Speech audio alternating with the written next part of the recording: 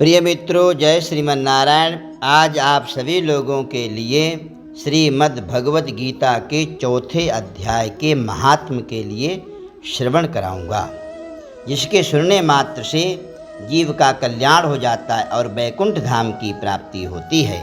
भगवान श्री कृष्ण नंदन की कृपा उस जीव के ऊपर हर समय बनी रहती है।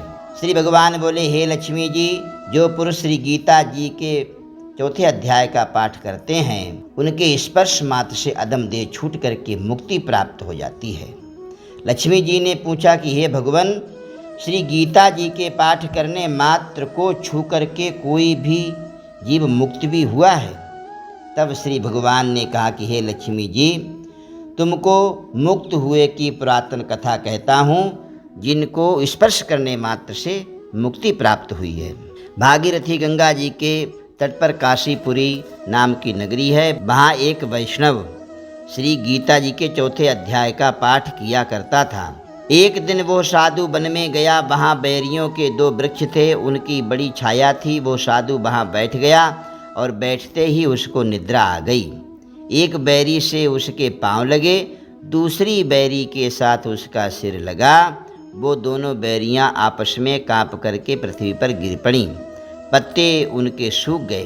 परमेश्वर की इच्छा से वो दोनों बैरियां ब्राह्मण के घर 2 पुत्रियां हुईं। हे लक्ष्मी, बड़े उग्र पुण्यों के करने से मनुष्य देह मिलती है। फिर ब्राह्मण के घर जन्म लेकर के उन दोनों लड़कियों ने तपस्या करनी प्रारंभ की। जब वो दोनों बड़ी हुईं, तब उनके माता पिता ने कहा, हे पुत्रियों, हम तुम्हारा विवाह करना चाहते हैं। तब उन दोनों ने कहा माता पिताजी से कि हम विवाह नहीं करेंगी। उनको अपने पिछले जन्म की खबर थी। वो जाति में सुंदर जन्मी थी। उन्होंने कहा कि एक हमारे मन में बड़ी कामना है, परमेश्वर वो पूर्ण करें तब हमारा भला होगा। उनके मन में यही था कि वो साधु जिसके स्पर्श करने मात्र से अधम देह छूट करके और मैंने ब्राह्मण के घर में जन्म लिया है, यदि वो मुझे मिल जाए तो मेरा जीवन का कल्याण हो जाए। इतना विचार करके दोनों लड़कियों ने माता पिता से तीर्थ यात्रा करने की आज्ञा मांगी। तब माता पिता ने तीर्थ यात्रा की आज्ञा दी। तब उन दोनों कन्याओं ने माता पिता की वंदना करके गमन किया, अर्थात तीर्थ यात्रा करते करते वे बनारस पहुँची। वहाँ जा कर के देखा बहुत तपस्वी बैठा है और जिसकी कृपा से हम बेरी की देह छूट करके और सुंदर कन्या बनी। तब दोनों कन्याओं ने उनके चरण वंदना करके विनय की, हे संत जी, धन्य हो, आपने हमको कृतार्थ किया है। तब उस तपस्वी ने कहा, तुम कौन हो? मैंने तुम्हारे साथ में क्या किया? मैंने तुमको कृतार्थ कैसे किया? मैं तुमको पहचानता नहीं हूँ।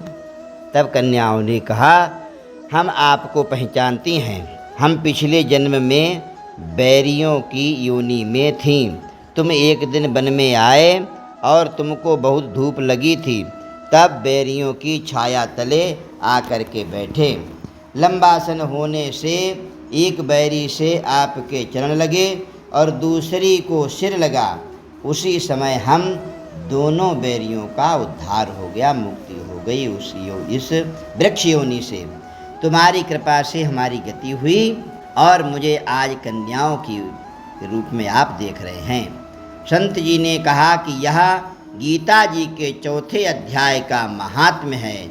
जो व्यक्ति श्रीमद् भगवत गीता के चौथे अध्याय का पाठ करता है, उसके स्पर्श करने से जीव को मुक्ति मिल जाती है। तब उन कन्याओं ने भी मन वचन कर्म से नित्य प्रति भगवान जी के श्रद्धा भक्ति के साथ में गीता जी के चौथे अध्याय का पाठ करना प्रारंभ कर दिया। भगवान नारायण कहते हैं, हे लक्ष्मी जी, या चौथे अध्याय का महात्म मैंने आपके लिए श्रवण कराया। प्रिय भक्तों, आप सभी लोग भी इस कथा के लिए श्रवण करें। महात्म के लिए गीता जी का प्रतिदिन पाठ श्रवण करें। साथ में चैनल के लिए सब्सक्राइब करें, वीडियो के लिए लाइक करें, बेल आइकन दबाइए, जिससे सारी वीडियो आप तक आ सकें। जय श्रीमन नारायण।